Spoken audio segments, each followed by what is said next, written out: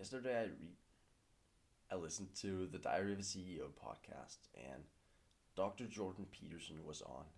And that man is such a wealth of knowledge that he gave me so many ideas. And I've been listening to a lot of podcasts, so I've been exposed to a lot of ideas, but he gave me so many ideas that I've never actually been exposed to before. So in this video, it's not going to be very well articulated. It's not going to be planned out with action steps and with like clear structure with like and and stuff like that. This is more if you want to see my pro like the if you want to see me work through this new information, these new ideas, and kind of a brain dump, kind of be like a brain dump.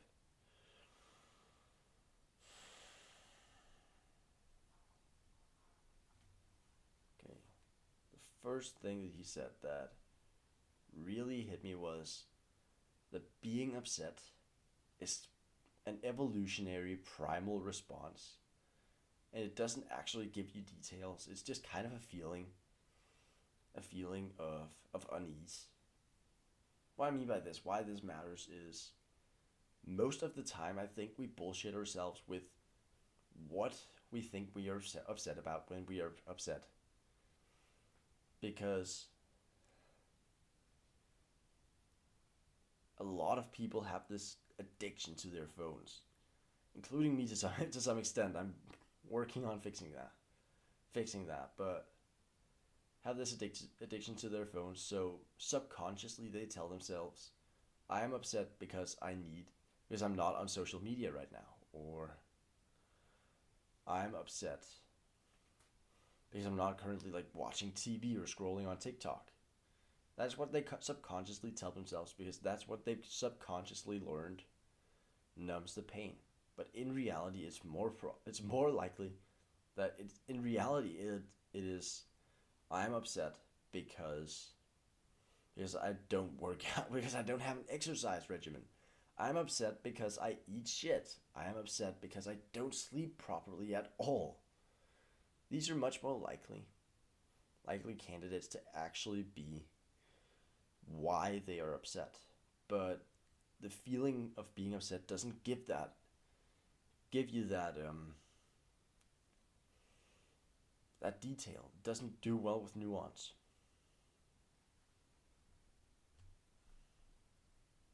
And I think in the beginning it's quite simple. Once you get the advice to like, okay, stop being an idiot, go to the gym, go to the gym, eat clean, sleep well. Once you do that. It's quite simple, like for to an extent. But once you do that, what is the next problem? I think a lot of the time this is where you end up bullshitting yourself as well with thinking, okay, I need to exercise more, I need to eat more clean, I need to sleep better, like continuously optimizing those when I'm not actually sure what it is that that would be the next step. And I think it's very important that to reflect on that and actually realize what it is that this feeling is trying to tell us.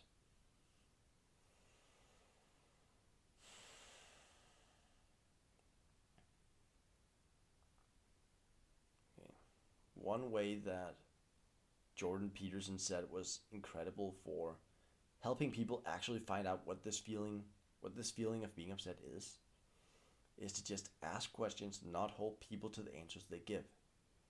So imagine for a sec a boss sitting in front of his employee, and the employee telling the boss that she's no longer happy working at the firm or at the company. The boss, like, what the boss would probably do. This is like the default response. He would go and he would try to solve it. Oh, you're not making enough money. What team culture? Like, go and throw a lot of like solutions in her face, and it is very unlikely to work. What the what the smart thing to do would be for the boss to go, oh, why do you think that is? And she would go, oh, something about like work-life balance or something about not fitting in the company culture or something. And then he would continue asking. He wouldn't hold her to that and simply think, aha, I can solve that problem. Because that is basically just a guess at why she's upset. And the more smart thing to do would be, is there any other, would be to ask, is there any other reason? Or, oh, why is that? And continue to ask questions. And this could take hours. This could take hours of asking these questions and exploring all the different options. And at some point, instead of the boss having this epiphany, oh yeah, I can solve that, she will have this epiphany. She will go, never mind everything else I said.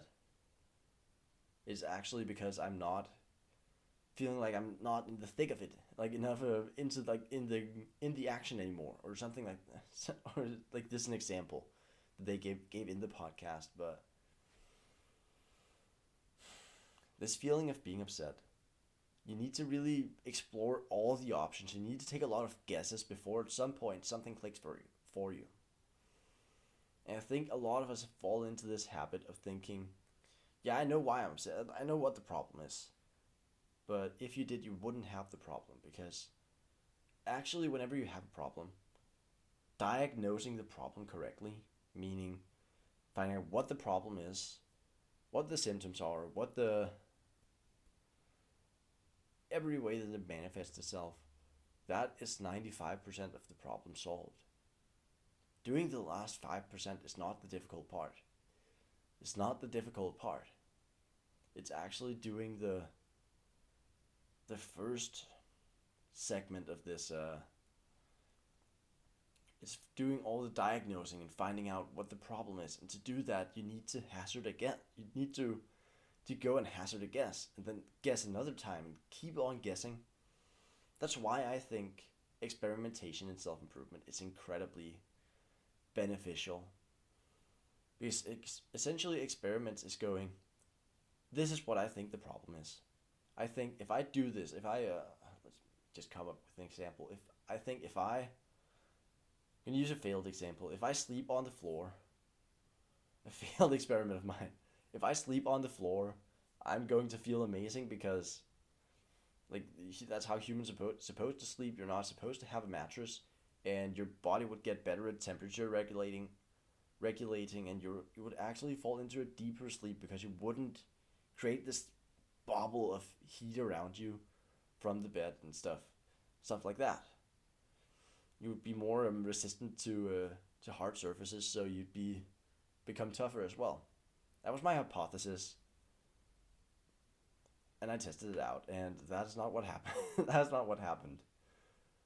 Sleeping on the floor is not a very pleasant experience, and I might repeat the experiment at one point. I didn't make it through the week I planned. I did one night of it, and I slept for like 2 hours of it, and I just didn't function the day after, so I gave up. But still, that was me hazarding a guess. And if you continuously throw guesses at what the problem might be, then at some point something will stick. That is when you know you have a problem. Because I think a lot of the time you're going like, oh, I'm upset because my boss is a dick, or I'm upset because I really hate this teacher, or I hate this subject, or I'm upset because of the commute, or something like this, where in reality it might not be any of that, but if you go and you test it out, then you will know.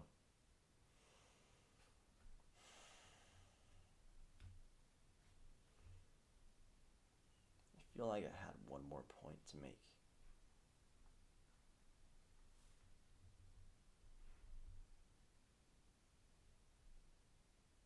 I'm sorry for the delay. I just feel like I have something, like I'm just on the cusp of something.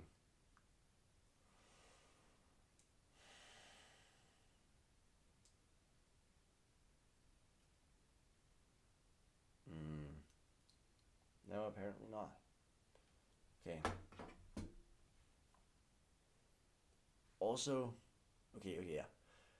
relating to this, taking a guess at it. Sometimes you need help to kind of work your way through this. Sometimes experimenting isn't the way to go and find this. Sometimes like having conversation is the way to go about it. But I feel like too often people take on the style of like the first boss I talked about, who's like, yeah, that's what. Sorry.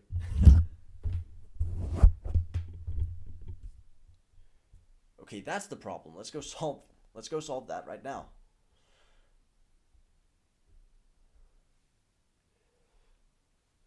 And hold people to the first response they give. And I think too often we're holding people to that response instead of digging deeper. So as soon as they hear a response that they want to hear, because often there's response they want to hear. Like you're looking at your son, you're kind of having a conversation with him. I don't have a son, but I like, just imagine this example, and then you kind of have this fear that you can't really articulate, but you have this fear that you are doing something wrong to make him upset. Then you go to have a conversation with him of why he's the depressed fuck, and he says something like, "Oh, I guess I don't know, like I don't really like school," or something else. And because you have this fear of him getting to that to that to that problem of you be to the conclusion of you being the problem, as soon as you hear as soon as you hear something about hear his response, you will jump at that opportunity and be like, yeah, let's go and work on that. Instead of going, oh, why do you think that is? Or is there anything else? I think too often we fall into this trap because we're afraid of the other responses that it might be.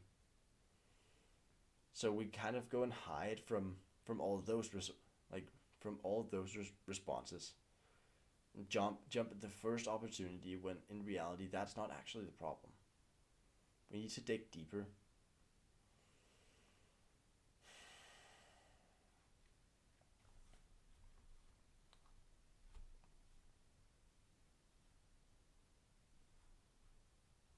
Okay, I just want to finish off on a final note here with problems. All of these problems you're upset about, they never actually go away before they're addressed or before they're resolved. Meaning, if you have a problem of like a negative culture in your house, of like a negative energy, for example, of like bad air between you and someone else, it will never go away unless it's resolved. And I think I'm going with a bad approach to this, with which is just, yeah, I'm 18. I'll move out in a bit. I'll move out in a bit anyway. But I just kind of this podcast made me realize I can't go about it like that, because if I don't resolve it now, I will just have to resolve it. I will just take that problem, because the problem isn't anything external. The problem is inside me, something I'm not capable of doing, or I'm not willing to do. And if I don't resolve that, if I don't go and do that difficult thing that I don't want to do, then I'm just gonna keep that problem inside me. Then when I start my own family, which I can't really run away from, I'm going to just bring that problem into that family instead. So it just kind of made me realize that not dealing with problems, just saying, I expect it'll change at some point,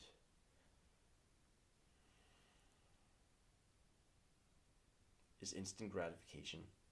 It's not actually it's not how you're supposed to be living your life, because it's just kind of putting off something, dumping all of your problems on a future version of you who's somehow supposed to be a superhero, hero who can just save you from every problem that you are refusing to take on. And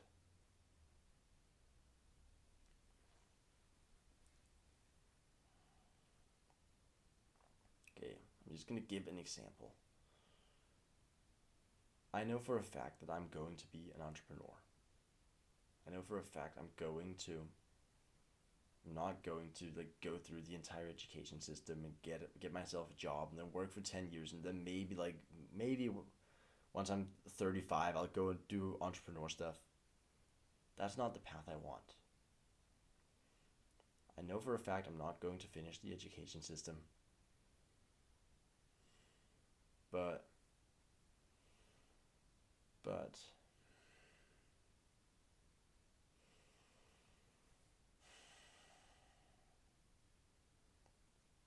but my logic so far has been I'll finish high school. So first off, my parents will be off my back about it, and also because of how incredibly valuable it is to complete that and get that certificate.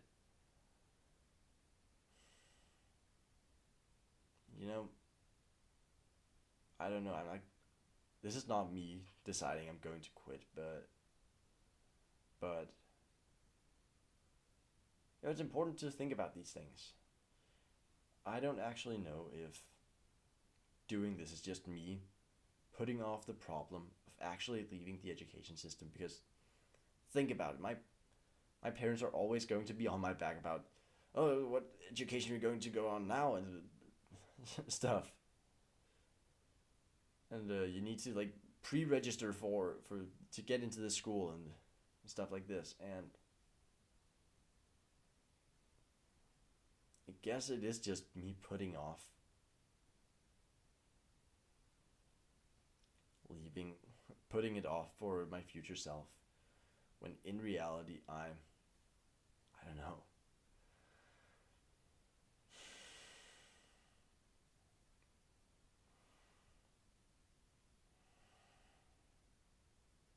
I don't know.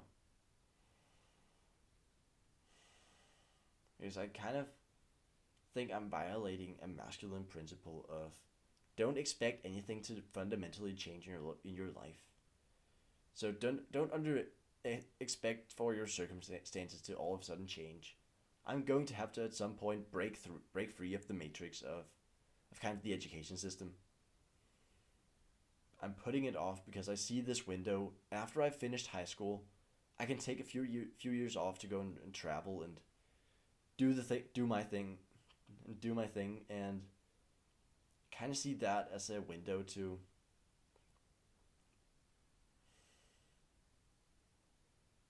go and I kind of see that as a window to slip through and not and go my own direction from there. But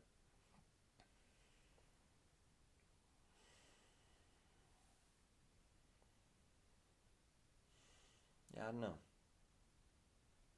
because my parents are still going to be pressuring me like, oh, you need to pre-register for if you want to get into this school, and you need to sign up for all these like apartments and stuff like that.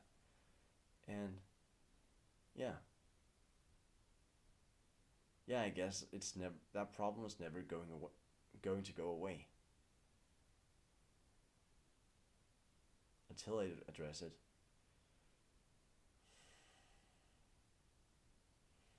Okay, I'm out of time, so thank you for watching.